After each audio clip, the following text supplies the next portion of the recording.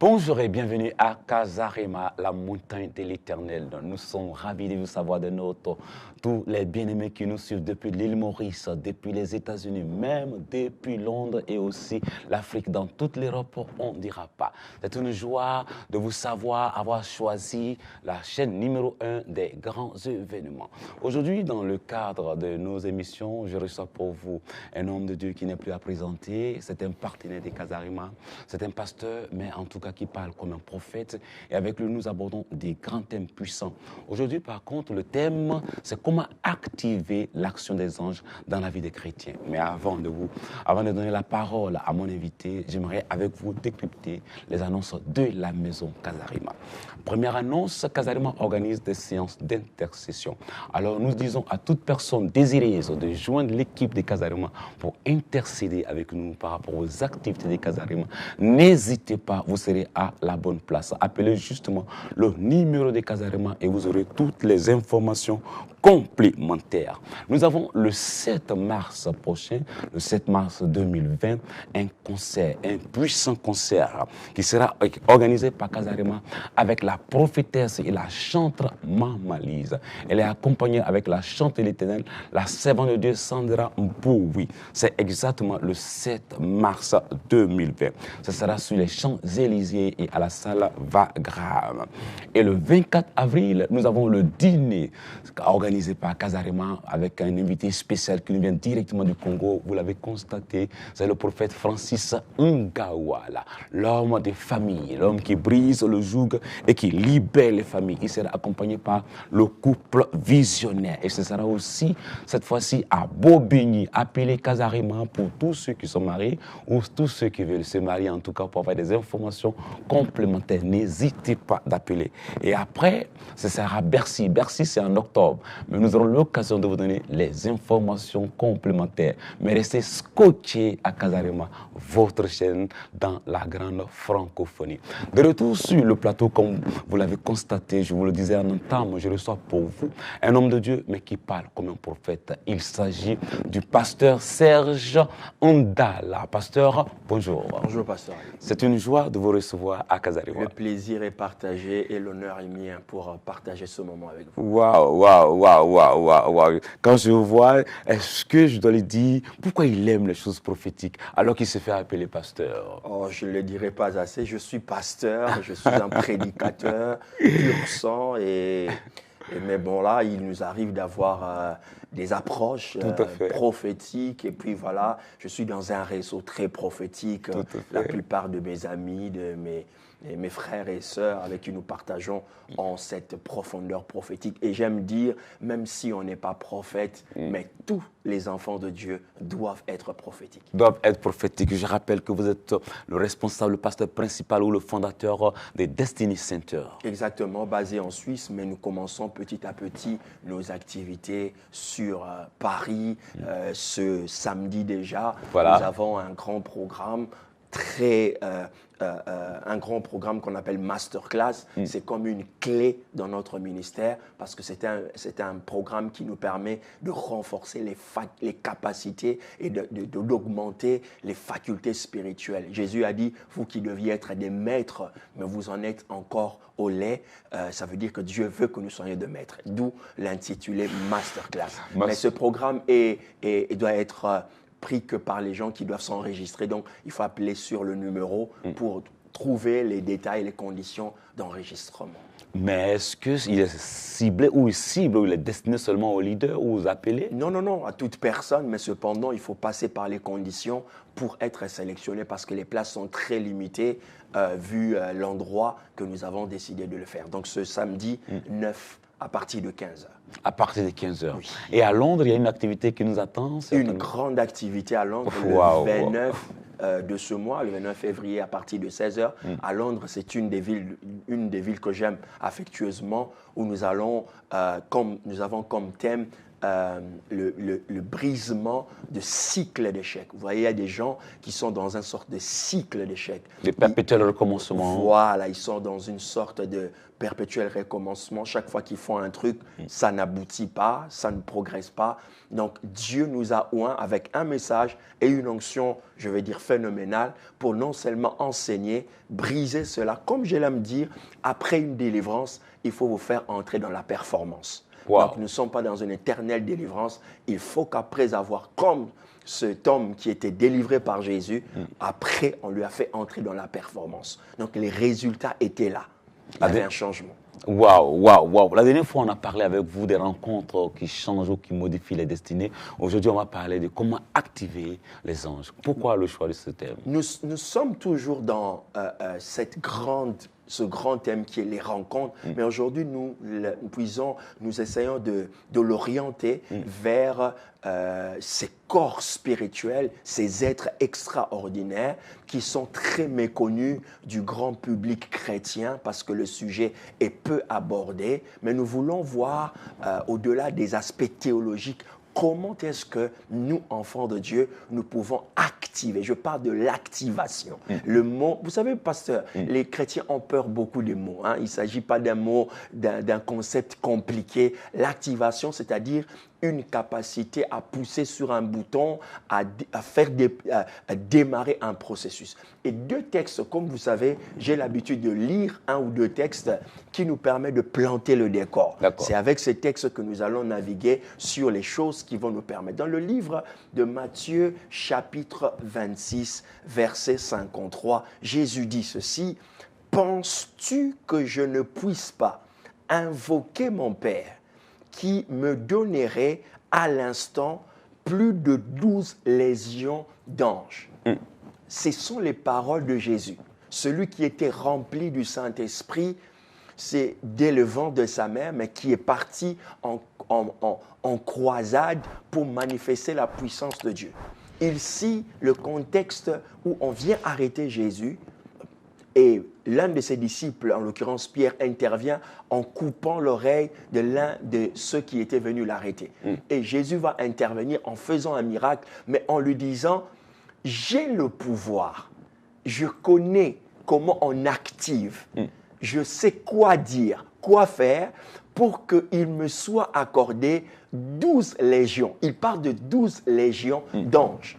Cela veut dire une légion comporte à peu près 500 à 600 anges. Soldats, ouais. Soldats. Donc, si on fait le calcul, on est dans 5000 ou 6000 anges. Jésus a dit à Pierre, je sais comment je peux faire pour que ces anges viennent à mon secours et à mon aide. Mais je ne le ferai pas parce que ma mission, en ce moment-ci, n'en a pas besoin.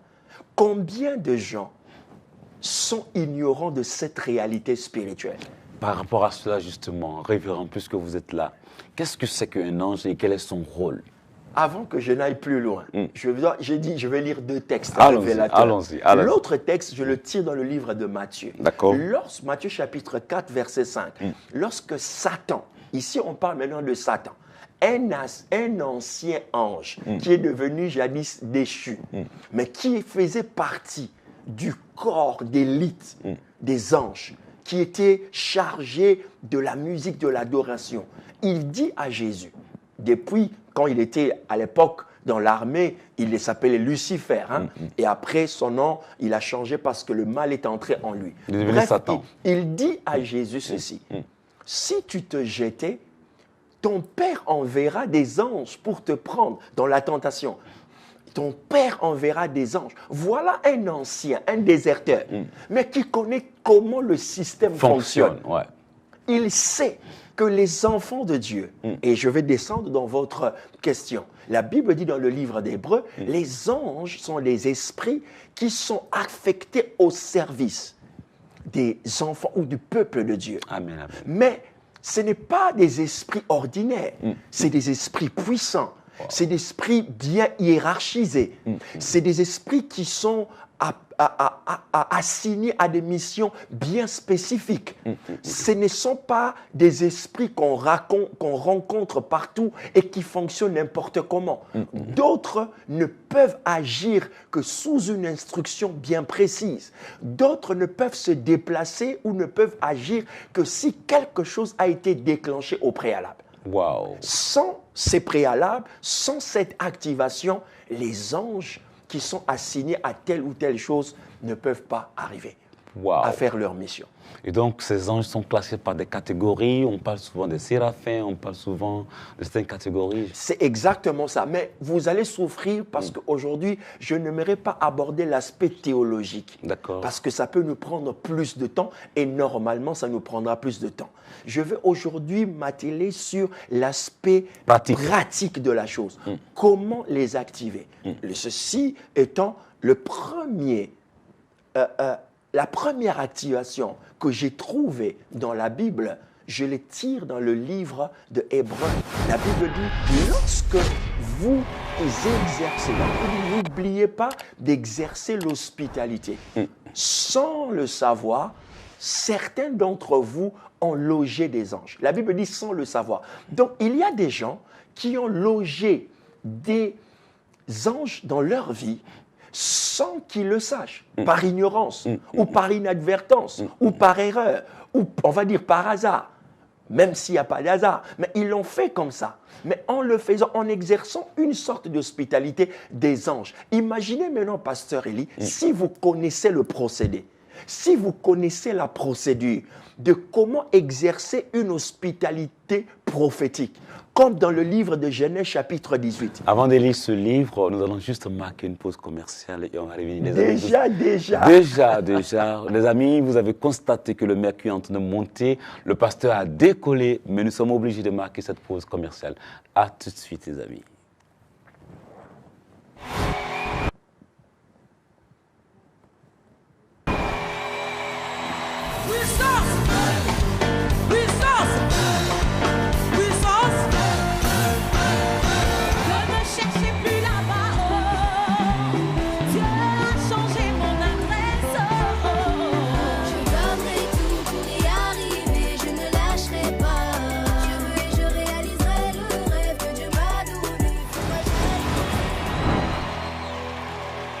Je vous invite à un grand travail dont Dieu a mis dans mon cœur qui s'intitule FDOD. Le Fils de Dieu détruit les œuvres du diable. Tous les dimanches à partir du 1er mars. 8 mars, 15 mars, 22 mars, 29 mars, 5 avril. Jusqu'au 12 avril qui sera le jour de Pâques. À Paris. Les matins de 10h à 12h. Prenez le métro 7, station de métro Place Monge, 10 rue Tournefort. Et les après-midi à Amiens. Précisément à Camo, 94 rue Général de Gaulle, 80 450 de 13h30 à 16h. Quelle que soit la réalité que vous traversez, des maris de nuit, des femmes de nuit, des blocages financiers. Je serai accompagné des éminents hommes de Dieu qui n'ont plus rien à prouver, tels que le pasteur Bertrand Rime. Nous allons faire avec vous des prières extraordinaires. Le pasteur Charles Lessi. Le Fils de Dieu est venu détruire l'œuvre du diable. Et la prophétesse Déborah Kalombo, mon épouse, aussi sera parmi nous. Nous venons vers vous pour l'événement FDOD, le Fils de Dieu détruit les œuvres du diable. Venez alors vivre la grâce. Que le Seigneur vous bénisse abondamment. Que Dieu vous bénisse.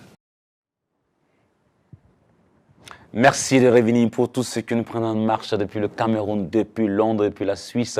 Vous avez constaté que je suis avec le pasteur Serge Ndala et nous sommes en train de débattre du thème comment activer les anges dans notre vie afin que nous puissions véritablement connaître la gloire de Dieu. Alors, pasteur, nous étions en train de parler des anges, vous avez donné la définition. Est-ce qu'on peut continuer pour... Et je disais donc l'activation première par l'hospitalité, que je qualifierais d'hospitalité prophétique parce qu'Abraham a eu une sensibilité de comprendre que ces trois personnes étaient porteurs d'une bénédiction. Et Abraham a activé la promesse. Si vous voyez bien, l'histoire dans les chapitres précédents était remplie de promesses. Depuis le chapitre 12 jusqu'au chapitre 17, promesses où Dieu venait corriger de temps en temps Abraham. Mais dans le chapitre 18, l'activation vient s'opérer parce qu'il y a une préparation et l'approche de ces anges. Si Abraham était resté indifférent, considérant que ces gens étaient des passagers ordinaires, il aurait loupé l'activation en ce temps-là, en cette période-là. Il arrive dans votre vie que des gens que vous rencontrerez à un moment précis de votre vie sont porteurs de quelque chose de spécial. Ils vont déclencher une opération angélique dans votre vie. Wow. Et si vous ne possédez pas les choses dont vous devez posséder, remarquez que Abraham avait de la réserve. Plusieurs d'entre vous dépensent, gaspillent des choses inutilement dans des fêtes, dans des achats. Mais lorsque Dieu viendra vous visiter, comme Jésus est venu visiter le sycamore, il n'a rien trouvé. Il y a un moment, l'hospitalité ne suffit pas. Il y a des choses dans l'hospitalité qu'il faut faire pour déclencher ces anges qui sont porteurs d'un Isaac dans votre famille. Quelle chose, par exemple? On va continuer. Après l'hospitalité, et une autre clé. Il y a une autre deuxième chose dans le livre de Actes des Apôtres, chapitre 10. Pasteur, nous voyons ici que cet homme qu'on appelle Corneille était un homme de libéralité. Grâce à ses libéralités, la Bible dit qu'au milieu de la nuit, Dieu lui envoya un ange. Quelqu'un va me dire, est-ce qu'on peut acheter un ange? Non, il ne s'agit pas d'acheter. Dans le langage spirituel, on ne parle pas d'acheter comme ça. On parle d'un exchange, on parle d'une activation, on parle d'une activité qui a cumulé et qui a produit des fruits. Et l'ange est venu pour lui dire spécifiquement, lui donner des instructions. Donc, si Corneille n'avait pas fait ces choses, n'était pas dans cette culture, dans cette façon-là de faire des choses, l'ange qui lui a été dépêché, assigné, ne serait jamais venu lui donner des instructions. Et ces instructions vont provoquer le réveil, non seulement dans la famille de Corneille, mais dans toute la contrée dans laquelle Corneille habitait. Nous voyons encore une histoire fantastique où Jésus va donner une parole de connaissance à un homme qu'on appelle Nathanaël. Je dois faire une petite parenthèse rapidement. Jésus n'avait pas prophétisé sur Nathanaël. Vous savez, lorsqu'on vous donne votre nom, on vous donne votre nom de famille, on vous donne votre adresse, ce n'est pas une prophétie, c'est une parole de connaissance. Il faut bien distinguer les choses. Ce n'est pas une prophétie. Lorsque je dis, je vois, vous appelez ceci, ce n'est pas une prophétie. Jésus a donné la parole de connaissance. Et cette parole de connaissance a libéré la vie de Nathanaël. Et Nathanaël a dit, waouh! Cet homme a dit ça. Comment sait-il tout ça? Et il était étonné. Jésus lui a dit, maintenant, parce que tu as cru en ça, tu verras de plus grandes choses. Désormais, tu verras le ciel s'ouvrir et les anges monter et descendre. Vous savez, vous pouvez avoir accès à l'activité angélique à travers une parole de connaissance ou une parole prophétique adressée dans votre vie à un moment donné. C'est-à-dire, si cette parole n'est pas libérée dans votre vie, ces anges-là ne peuvent pas, vous ne pouvez pas les voir. Wow. Jésus a dit désormais, c'est-à-dire à cause de cette parole que Nathanaël avait écoutée le matin, le soir, à midi, en février. Il y a quelqu'un qui me suit, en cette saison, en février, il a besoin d'écouter une parole de connaissance, une parole prophétique qui va ouvrir le ciel et désormais dans sa vie. Peut-être que vous vivez en Martinique, en Guadeloupe, dans les îles, au Congo, en Afrique, en Côte d'Ivoire, mais vous entendez cette voix, cette parole peut libérer le ciel pour vous. En d'autres termes,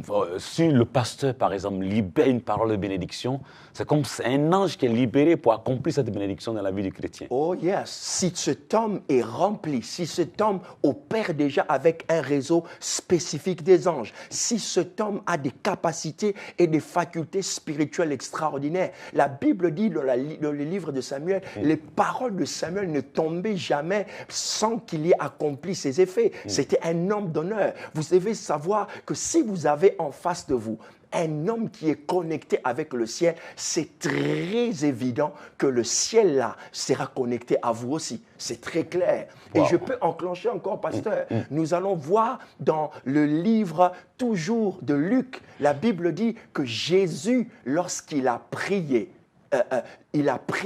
à la fin, la Bible dit l'ange est venu le soutenir. L'ange est venu le soutenir. Ceci est lié à la prière. Et lorsque nous prions, dans le livre de Actes des Apôtres, lorsqu'on arrête Pierre, Pierre est dans la prison. La Bible dit que l'Église ne cessait d'envoyer des prières pour Pierre. Ne cessait d'envoyer des prières. Et au milieu de la nuit, un ange est apparu. Wow. Un ange est apparu. Mais ce qui est amazing, comme on dit, extraordinaire dans ce texte, donc cette fois-ci, la prison ne s'écroule pas, la prison ne s'effondre pas, mais l'ange apparaît tranquillement. Je veux dire silencieusement, mais en ayant la force, la puissance de son être céleste à rompre les chaînes. Non seulement il va rompre les chaînes, il va aussi donner des directives comment est-ce que Pierre va sortir de la prison. Pasteur, j'aimerais préciser, pour les détracteurs, ceux qui attendent pour nous flageller, pour nous tuer, avec des théories théologiques, des commentaires. Des commentaires. Ici, ils vont essayer de me parler du Saint-Esprit.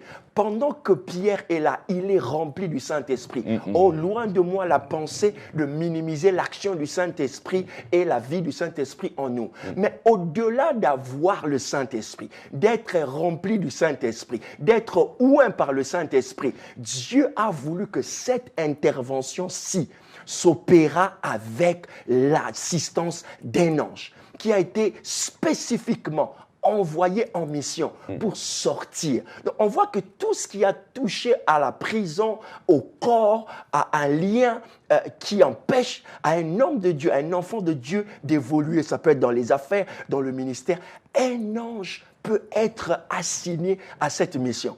Il vient seulement pour libérer, mais il vient aussi pour orienter.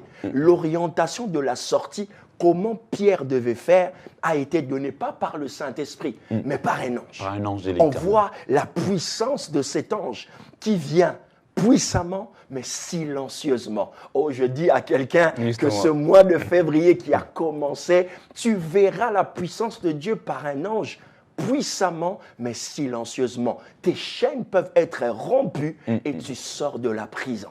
Dans quelle situation on peut invoquer un ange? Une maladie qui perdure, difficulté financière. On peut crier à l'Éternel pour qu'il envoie un ange quand on est en difficulté. Je reviens à Jésus. Non, on ne doit pas prier à l'ange.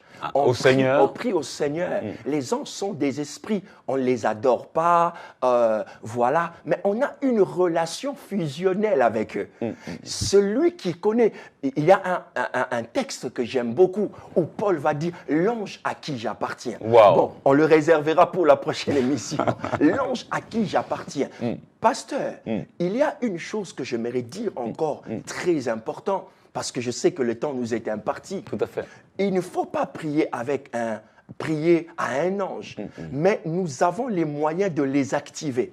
Nous avons les enseignements, les outils. Et cette émission, justement, ici, on ne pourra pas tout dire. Mais si vous nous appelez, si vous nous contactez, nous serons en mesure de vous enseigner et de vous dire et de prier avec vous. Parce que votre prière de foi ne suffit pas. Vous n'avez pas une si grande profondeur et connaissance pour activer ces anges. Et nous pouvons vous les montrer. C'est des paroles et des enseignements d'initiation à la puissance et aux forces qui gouvernent les réalités spirituelles. Les réalités spirituelles. Et c'est un monde où on doit vous initier, on doit vous apprendre, on doit vous dire des choses qui s'y font pas et comment vous pouvez les gérer. Donc j'étais en train de dire qu'il y a des anges qui ne peuvent pas venir chez n'importe qui. Wow. Même si on est enfant de Dieu. Wow. Pourquoi? Parce que ces anges-là n'opèrent que par rapport à une mission, par rapport à une ville, par rapport à une situation, par rapport à une mission que Dieu veut faire, mais qui remplit des conditions et des critères assez difficiles et sélectifs. En d'autres termes, vous êtes en train d'expliquer que pour que le chrétien bénéficie de l'assistance de cet ange, il faut que ce chrétien remplisse certaines conditions. Il faut, je ne dirais pas conditions, il faudrait que les choses que vous faites, il faudrait que là où vous êtes, il faudrait que la culture que vous avez, l'approche que vous avez de Dieu puisse correspondre avec ce que Dieu veut faire. Je vais donner un exemple très puissant. Allons-y. La Bible dit qu'au 6e mois, Dieu envoya un ange dans une ville de Galilée qu'on appelle Nazareth. Vous voyez les précisions. On ne dit pas que Dieu envoya un ange. Non, il envoya au 6e mois loin, dans une ville de Galilée qu'on appelle Nazareth. Tout ceci est prophétique, mais lié à la naissance de Jésus, chez une vierge femme qu'on appelle Marie, qui était fiancée à un homme qu'on appelle Joseph. Wow. Donc, il y avait des détails. Très important. Je veux dire à quelqu'un qui me suit qu'il y a un message, il y a un ange qui te sera. Tu es dans une ville, tu es dans une entreprise, tu es dans une situation qui remplit les conditions pour que Dieu dépêche un ange. Et c'est à ce moment-là que Dieu va dépêcher un ange qu'on appelle Gabriel. Et quand vous suivez bien dans le texte le précédent avec Élisabeth, on ne parle pas de Gabriel. On dit un ange a été envoyé. Oh Seigneur, je ressens encore l'onction. Regardez cet ange, il va parler à deux femmes. Il parle d'abord à Élisabeth, à deux couples, pardon. Le premier, il parle à l'homme et au deuxième, il parle à la femme. Au premier, c'est l'homme qui est stérile. Élisabeth, pardon, était stérile, ça veut dire qu'elle ne pouvait pas donner d'enfant. Au deuxième, quand il parle, la femme ne devait pas.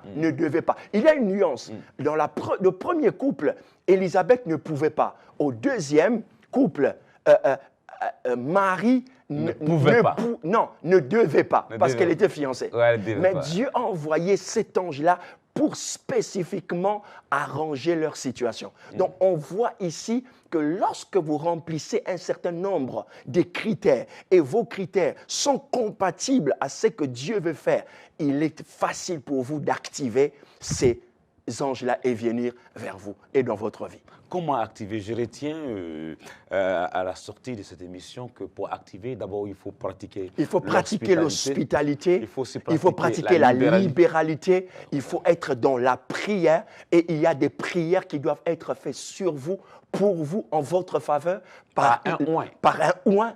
Il y a aussi cet déclenchement d'une parole prophétique, d'une parole de destinée, d'une parole de connaissance qui peut libérer le réseau angélique dans votre vie. Et pasteur, je ne peux pas finir mes propos sans dire que le diable peut se transformer en ange de lumière. C'est-à-dire, expliquez. Ça veut dire qu'il y a des gens... Oui, il y a des gens qui ont cru, parce que je parle de rencontres.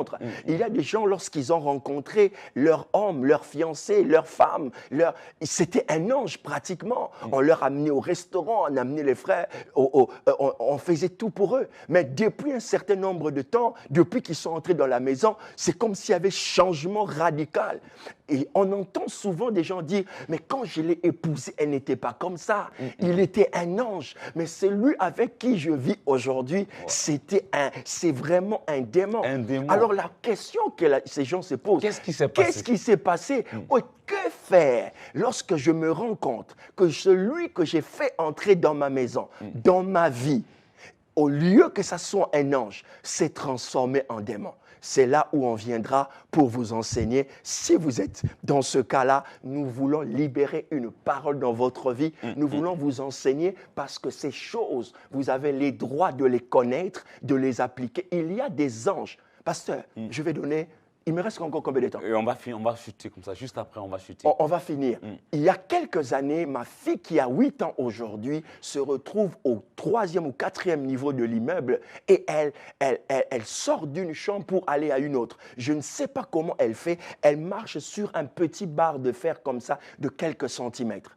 Et pendant qu'elle se retourne parce qu'elle est en train de paniquer, moi je ne suis pas là et mon épouse n'est pas là non plus. Et pendant qu'elle est en train de paniquer, elle voit une dame d'un certain âge qui lui dit « Qu'est-ce que tu fais là ma fille? Fais très attention. Pendant que je te parle, rentre dans la chambre. » Et elle est rentrée, elle n'a pas pris panique, elle est entrée. Elle m'a dit « Papa, je me suis retourné 10 secondes après pour voir. » Et la dame n'y était plus. Pasteur, quand elle est rentrée, elle m'a dit ça, j'ai su directement que c'était un ange qui avait intervenu en faveur de cet enfant. Cet enfant a les promesses de Dieu. Et le Seigneur m'a dit ce jour-là, je suis le Dieu de l'Alliance. Il y a des anges qui ne viendront jamais dans votre vie si vous n'êtes pas ni une femme, ni un homme d'alliance. Si votre famille n'est pas une famille d'alliance. Donc, c'est le temps, c'est l'année pour vous de faire introduire ces êtres afin qu'ils opèrent en votre faveur, qu'ils opèrent lorsque vous avez des combats, qu'ils opèrent lorsque vous êtes en difficulté. Et la Bible dit que les anges sont venus servir Jésus lorsqu'il a accompli sa mission, lorsqu'il a fini le jeûne. Les anges sont arrivés. Les anges sont arrivés et il faut savoir les activer. Les activer. Et si vous nous appelez sur ce numéro, nous serons en mesure de vous montrer comment les activer. Et n'oubliez pas, ce samedi, masterclass, appelez pour avoir plus de précision comment participer. Comment participer au masterclass ce samedi et aussi par rapport à ce qui se passe de l'autre côté à Londres. Voici notre émission tire à sa fin. Vous avez constaté que c'était prophétique, c'était angélique. Les amis, comment activer les anges en notre faveur? Les anges, ce sont des esprits, ils sont au service de Dieu, mais c'est en notre faveur, nous qui sommes chrétiens. Et avec le pasteur, le prophète, nous apprenons que pour les activer, il faut avoir de la libéralité, il faut avoir aussi, il faut faire des aumônes, des offrandes facilement. Bref, il faut être gentil, il faut avoir une vie de prière et il faut venir auprès des hommes ouins comme lui afin d'avoir le secret. Ne manquez pas à ces différents programmes. Voici le numéro est là. Appelez pour avoir beaucoup plus d'informations par rapport à l'homme de Dieu. C'est là que nous arrêtons. Je vous dis au revoir pour ma part. Et je prends rendez-vous avec vous la semaine prochaine avec la même fidélité. Au revoir et à bientôt. Merci.